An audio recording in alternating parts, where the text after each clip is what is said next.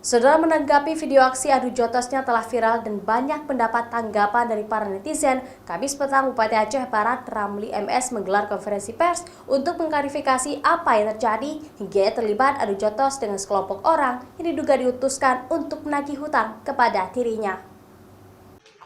Dalam konferensi pers yang berlangsung di Pendopo Kamis petang, Ramli mengaku merasa dirinya diperas dan dijebak oleh sekelompok orang yang bertemu dengannya. Tiba-tiba menagih hutang yang tidak berkaitan dengan dirinya. Dia mengaku dalam surat kuasa yang mereka perlihatkan tidak tertera namanya terkait piutang yang mereka sebutkan itu.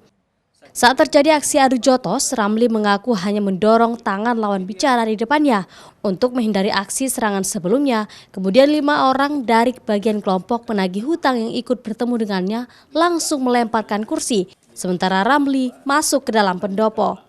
Terkait dugaan piutang masa pilkada, Ramli membantah tidak pernah merasa berhutang kepada mereka. Bahkan dalam surat kuasa yang dibawa kelompok penagih hutang itu pun jelas tidak tertera namanya sebagai penerima uang.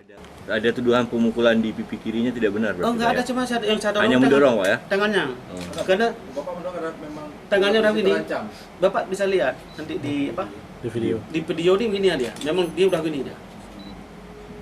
Semacam nggak tahu apakah memang nggak tahu, pokoknya udah siap beliau. Dan di tangan sebelum itu udah duduk ini. Sesudah saya dorong itu, saya menghindar, saya lihat teman-temannya 5 orang tadi mengambil apa? Kursi. Nah, mengambil kursi dia. Udah, saya disuruh masuk ke sini, udah selesai. Berarti kursi yang terkena dia itu lemparan dari temannya sendiri? Nggak tahu saya.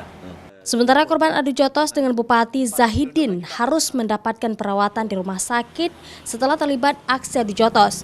Korban juga telah melaporkan aksi tersebut ke Polres Aceh Barat agar Bupati Aceh Barat yang dituduh sebagai pelaku penganiayaan diproses sesuai dengan hukum yang berlaku. Raja Omar, Arif, Kompas TV, Melabuh.